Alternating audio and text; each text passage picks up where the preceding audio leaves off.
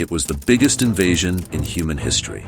Over 3 million German soldiers, thousands of tanks and warplanes, all heading east to take down the Soviet Union. What could go wrong, right? Well, if you're thinking winter, brutal combat, and a dictator underestimating his enemy, you're on the right track. Welcome to Operation Barbarossa, the Nazi invasion of the Soviet Union in 1941, and the campaign that would change the course of World War II forever. Let's rewind a little. Adolf Hitler, the man with grandiose plans for Europe, had already blitzed through Western Europe. France had fallen, the British were hanging on by a thread, and it seemed like Nazi Germany was unstoppable. But there was one giant left to conquer, the Soviet Union. For Hitler, the Soviet Union was more than just a territorial conquest. It was ideological. He believed in Lebensraum, the idea that Germany needed more living space for its Aryan population, and the vast lands of the East were ripe for the taking. Add to that Hitler's deep-seated hatred for communism and his desire to crush Joseph Stalin, and you have the recipe for one of the most ambitious and arguably reckless military operations in history. So on June 22, 1941, the Germans launched Operation Barbarossa, named after the medieval Holy Roman Emperor Frederick Barbarossa. Because apparently, you need a grand name when you're about to gamble with millions of lives. The Nazi war machine rolled into Soviet territory with lightning speed. The initial stages of the invasion were classic blitzkrieg, lightning warfare. The Germans advanced with shocking speed, catching the Soviet forces off guard. Stalin, who refused to believe the invasion was happening, even as German planes bombed Soviet cities, had left his military largely unprepared. German panzers, tanks, sliced through Soviet defenses like a hot knife through butter. Town after town fell to the Nazis, and within just a few months, they were pushing deep into Soviet territory, aiming for key cities like Leningrad, Moscow, and the resource-rich Caucasus. It seemed like Hitler's bold plan was working. The Red Army was in disarray, losing hundreds of thousands of soldiers to death or capture, and German forces were getting close to their primary objectives. But there was one thing they hadn't planned for: the sheer size of the Soviet Union and the Russian winter. Despite early successes, the Germans were stretched thin. The further they advanced, the longer their supply lines became, and Soviet resistance began to harden. The Germans had underestimated the Soviets, not just in terms of manpower, but in terms of resilience. Stalin, after initially panicking, began rallying his forces.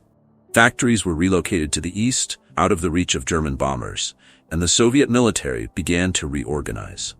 The Red Army had millions of troops to draw from, and Stalin was willing to throw everything at the invaders.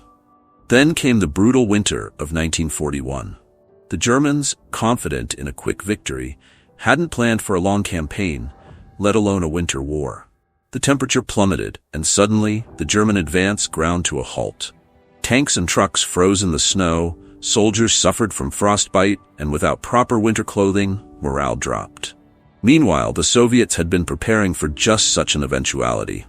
The Battle of Moscow became the turning point. With fresh troops and winter-hardened soldiers, the Soviets launched a massive counterattack, pushing the Germans back from the gates of Moscow. Operation Barbarossa's momentum had been shattered. By the time the winter thawed and spring arrived in 1942, Hitler's ambitions hadn't dimmed. Despite the setbacks, he launched new offensives, this time focusing on the oil-rich Caucasus region and the industrial city of Stalingrad. And this is where things went from bad to worse for the Germans. The Battle of Stalingrad was one of the bloodiest and most brutal battles in history. It wasn't just about the strategic importance of the city. It was a symbolic fight to the death between two dictators, Hitler and Stalin.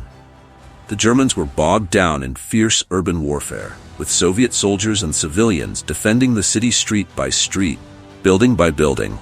And just as the Germans thought they were on the verge of victory, the Soviets encircled the German Sixth Army in a brilliant counteroffensive. Cut off from supplies and reinforcements, the German forces in Stalingrad were trapped. After months of suffering, General Friedrich Paulus surrendered in February 1943. It was a catastrophic defeat for Nazi Germany and a major turning point in World War II. After the disaster at Stalingrad, the tide of war turned decisively against Germany. The Soviets launched a series of counteroffensives, pushing the Germans back across the vast Eastern Front. Hitler's dream of conquering the Soviet Union was slipping away, but he refused to retreat or admit defeat. The cost of Operation Barbarossa was staggering. Millions of soldiers and civilians had perished, entire cities were destroyed, and the Nazi war machine was stretched to its limits. By 1944, the Red Army was advancing toward Germany itself, setting the stage for the final collapse of the Third Reich. So why did Operation Barbarossa, one of the largest and most ambitious military operations in history, fail so spectacularly? There were several reasons. Underestimating the Soviet Union. Hitler believed the Soviet Union would collapse quickly, but he underestimated Stalin's ability to rally his forces and the sheer size of the Soviet war machine. Logistical nightmare. The vast distances of the Soviet Union, combined with poor infrastructure and harsh weather conditions, stretched German supply lines to the breaking point, the Russian winter. Just as Napoleon had learned a century earlier, invading Russia in the winter is a bad idea. The freezing temperatures devastated German troops and equipment. Soviet resilience. The Soviets had the manpower and resources to absorb the initial shock of the German invasion and launch a powerful counteroffensive. Hitler's overconfidence. Hitler's refusal to listen to his generals and his insistence on splitting his forces across multiple objectives led to strategic overreach. Operation Barbarossa was the defining moment of the Eastern Front and arguably the turning point of World War II. It transformed the Soviet Union into the primary force fighting Nazi Germany and ultimately led to the fall of the Third Reich. The immense human cost and devastation left scars that would last long after the war ended. For Hitler, Operation Barbarossa was the beginning of the end. His overconfidence and ideological obsession with destroying communism blinded him to the realities of war. And in the end, it was the Soviet Union that would deliver the fatal blow to Nazi Germany. So, while Operation Barbarossa failed, it succeeded in one thing. It changed the course of history forever. Thanks for watching this deep dive into Operation Barbarossa. If you found this video interesting, don't forget to hit the like button and subscribe for more history videos.